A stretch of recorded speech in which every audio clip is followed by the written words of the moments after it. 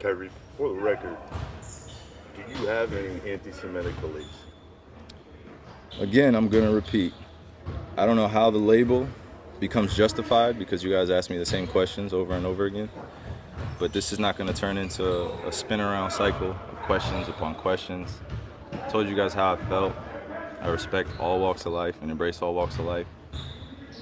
That's where I sit. I think what people want to hear, though, is just a yes or no on that question.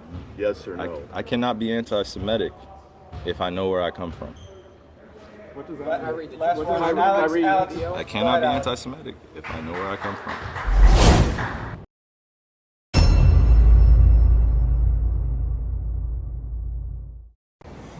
Every day of my life, I approach it with a state of empathy, right?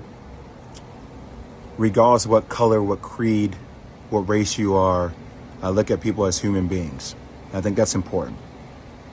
But life is always about taking a stand and holding principles. So I want to explain what I feel like my stance is as a black male in this world, okay?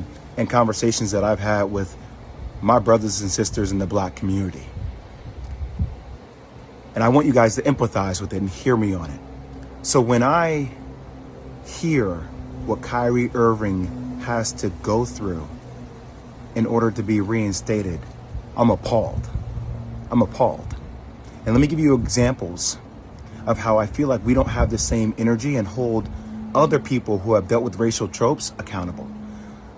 So when Sarah Silverman does blackface, or when Don Imus says nappy-headed hose, or when Howard Stern calls somebody the N-word in a skit, or when Brett Favre takes money from the state of Mississippi, we don't ask them to get sensitivity training. We don't ask them to donate $500,000. We don't ask them to meet with the Black National Caucus. They apologize. And then, you know what? The rest of the world moves on. But what I feel like is happening here, and that's how in the black community, like we've been told that's how the process works, right? Think about that, Bert. That's how the process works. Oh, somebody does a blackface. Oh, it was a misunderstanding. We got it. Okay. You know, is that person really racist? Probably not. Was it ignorant? Probably so. Okay. We understand it. We move forward. We don't like it. We would love to hold them accountable. But society and having a lot of black people in positions of power, we don't have the governability to do that. But what we feel like happens with Kyrie is even after an apology, it's not enough. We feel like there needs to be more. And a lot of people I've spoken to over the last couple of days talk about this thing. Older mentors of mine talk about buck breaking. So we talk about tropes. This is something that we feel like in the black community that happened way back in the day, where if there was a slave that was defiant, right, he got broken in front of everybody in order to show that he was not in a position of power. And that at the end of the day, he had to do what he was told to do because that's what was mandated of him. And there's a bigger situation going on. What's happening with Kyrie Irving? If the Nets don't want him to be there, just say you don't want him to be there.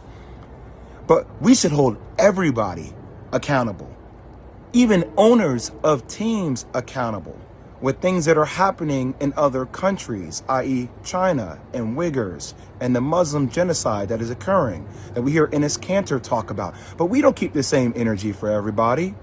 We pick and choose what conversational points we want to make more polarizing. And I might lose my job. I might lose deal opportunities in the future for speaking out about even the platforms that continue to promote and profit a movie that is considered anti-Semitic to billions of people. They don't have to be accountable. Who is accountable? But we're going to put everything on the shoulders of Kyrie Irving, who, even though he said, I cannot be anti-Semitic because if I know where I came from, stating that he's one of the 4 lost tribes. He's saying that blacks and Jews come from the same entity, the same thing. But we don't want to understand nuance. We want to be triggered by words, and we like fire, and we like things that are, going viral on social media, and everybody has some kind of hot take, and we're calling people idiots, and we're calling people names because that's what we do. We just destroy each other. I ain't going to destroy each other, man. I'm not going to do that. Is Kyrie Irving anti-Semitic? Hell no. Could he have gone about it maybe a different way? That's what I would have advised him to do. But I'm not going to let you guys sit out here and make this dude out to be like he is a villain, like he is a bad person. He is looking to explore his heritage. Now, you can crucify me if you want. I don't give a damn anymore.